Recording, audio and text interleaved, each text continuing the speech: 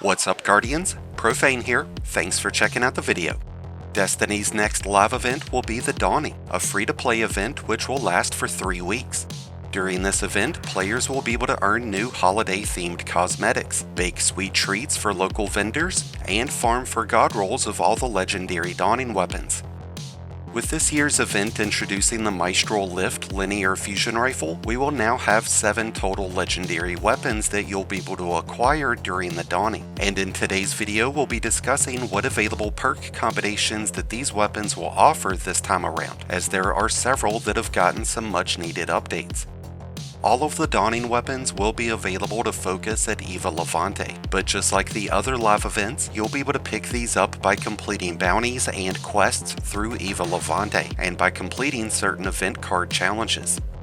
All of the Dawning weapons come with the Dawning Surprise Origin trait, which randomly creates Dawning gifts as you defeat enemies. This can be extremely helpful towards completing any quests and challenges that require you to create or collect Dawning gifts. With the exception of the Zephyr sword, all of the Dawning weapons offer a second origin trait, with some of them featuring traits like the hotkey ornaments, Veist stinger, or Suros synergy. With that said, let's go ahead and take a look at this year's lineup, starting with the newest addition, the Mistral Lift linear fusion rifle. This is a void adaptive framed fusion, so it fires off a 3-round burst, with a base charge time of 533. With a charge time masterwork, we could get that to drop down to 500. It also comes with the Veist stinger origin trait, so you'll have a chance of partially reloading the magazine as you apply damage. Overall, this should perform like the Doomed Partitioner, but with a much better lineup of weapon perks. Having corkscrew rifling as our barrel option would grant us 5 extra points of stability, handling, and range, making it much easier for us to stay on target. And with accelerated coils, we would drop our charge time down by an extra 40 milliseconds, which would bring our charge time to 460 whenever we have a charge time masterwork. There is a slight penalty towards our overall impact, but getting more shots out will make up for that. There's quite a few solid options when it comes to our 3rd and 4th column, but there's also a few traits that you might want to avoid. Reconstruction isn't what it once was, and even though Clown Cartridge is an option, I think that Withering Gaze and Envious Arsenal will be the best 3rd column options that this weapon offers. Withering Gaze will apply a 15% weakening debuff against enemies after aiming down sights for just over a second. This instantly gives us a huge advantage in overall damage, but if we have other methods of weakening enemies, then this would become rather ineffective. Envious Arsenal will automatically reload this weapon after dealing damage with our other 2 weapons, making this a great option to fit into a high DPS rotation. And either of these options would pair up nicely with Bait and Switch, which will grant us a 30% increase in damage after dealing damage with all of our weapons. Precision Instrument and Firing Line are both great alternative options, but the damage potential of Bait and Switch exceeds that of any other damage perk that this weapon offers. It's been a while since linear fusions really excelled at overall damage, but when that time comes around again, the Mistral Lift will be in a perfect position. Next up, let's check out the Avalanche. This is a 450 RPM solar heavy machine gun. It's got an adaptive frame, and it offers the Suros synergy origin trait, and this year it's got some new perk options. With the Avalanche already having great reload speed and pretty decent stability and handling, a range masterwork would work out best. Arrowhead Break will minimize our recoil, making it much easier to land consecutive precision hits, and with Extended Magazine, we'll get 30 extra rounds. Subsistence or Rewind rounds with Incandescent will continue to be great combinations, but this year you can also get Heal Clip, which would provide cure to you and nearby allies whenever reloading this weapon after securing a final blow, which will be really easy to do when you have Incandescent scorching enemies.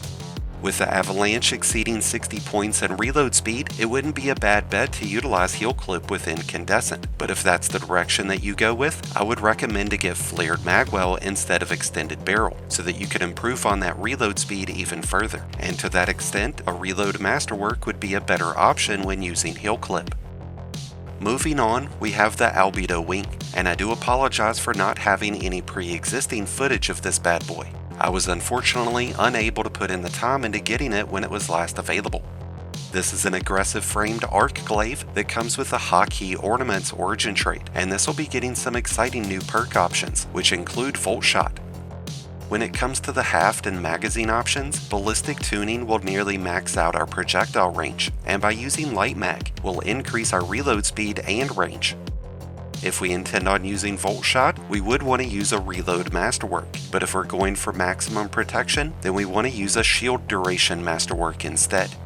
Volt Shot will pair up nicely with beacon rounds, which will give our projectiles the ability to aggressively track down enemies. This also increases our reload speed, which makes it an even stronger option to pair with Volt Shot. You'll find a lot of success out of having replenishing ages paired up with close to melee, but Grave Robber and Demolitionist would make an incredible combination to provide you with a lot of synergy with melee and grenade-centric builds. With that said, let's go ahead and take a look at our next weapon, the Stay Frosty. This is a lightweight framed stasis pulse rifle that fits into the kinetic slot. I would consider this to be more of a crucible weapon than PvE, but because of some of the new perk options, the tides might be changing. It fires out at 450 rounds per minute, and overall this is a very reliable and easy to use pulse rifle.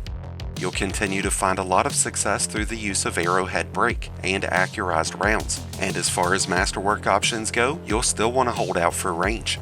Moving target with Headseeker or Desperado will continue to be a great combination to use in Crucible, but when it comes to PvE, we can now pair Headstone with Rhyme Stealer, which is going to grant us stacks of frost armor after destroying stasis crystals or defeating frozen enemies, and that's going to create a lot of nice synergy with both prismatic and stasis builds, especially right now with all the stasis inspired artifact mods. There's quite a few pulse rifles in Destiny at this point, and I wouldn't consider this to be a top 5 candidate, but it's still a solid option that's completely free to all players. And now let's check out the Cold Front Kinetic SMG. I've never really been a huge fan of this SMG, I just always found there to be better options, especially now that kinetic trimmers is a thing, but even still this could be a solid pickup for a lot of new and free-to-play players. It's a 720 RPM aggressive framed SMG. It's got solid range and handling, but it really falls off when it comes to stability and reload speed. That's why having stability or reload speed as a masterwork option would really come in handy. Polygonal rifling and flared magwell would be great magazine and barrel options to help improve on both of those issues. And when it comes to its third and fourth column perks, there's nothing new this year, so you'll continue to find rewind rounds or subsistence to be the preferred third column option, with One for All as the superior damage trait in the fourth column. As I said already, it's not the greatest SMG, but it's far from the worst. The Zephyr is next, a stasis sword that's getting a few new perks added. This is an adaptive framed sword which comes with the uppercut heavy attack. Impact will continue to be the preferred masterwork option here, with Hungry Edge and Swordmaster's Guard as the best options for Blade and Guard. Relentless Strikes will still be a great option to pair with either Chain Reaction or Cold Steel, but this year you can get Rhyme Stealer in the third column instead, so as we freeze enemies with Cold Steel, we would be able to continuously provide ourselves with Frost Armor. A great option for bonus survivability, but we would be missing out on the bonus ammo that Relentless Strikes would provide. The final dawning weapon that we'll look at today is the Glacioclasm, considered to be one of the best overall fusion rifles in Destiny, so this will most certainly be one that you need to get your hands on this year. It's a high impact framed fusion rifle that comes with a base charge time of 960, with a charge time masterwork that would drop down to 920. It's got great range, great aim assist, and with a base impact of 95, those projectiles are going to hit very, very hard. With Arrowhead Break, we'll improve the recoil of this weapon, which will make it a lot easier to hit consecutive and accurate shots. With Accelerated Coils, we would bring our charge time down to 880, which is a big step down from the 960 charge time that we started with. When it comes to third and fourth column options, you'll continue to find a lot of success out of having Overflow, along with Controlled Burst. But this year you could also get Envious Assassin, which would overflow the magazine after getting final blows with our other weapons. With Controlled Burst providing a stacking bonus and damage, we could potentially put up a lot more damage with Envious Assassin than we could with Overflow. And when it comes to a solid Crucible setup, you would want to look at Slideshot with high impact reserves, giving you between a 3 and 6% bonus in damage when on the bottom half of the magazine. And with that, we've now covered all 7 Dawning weapons.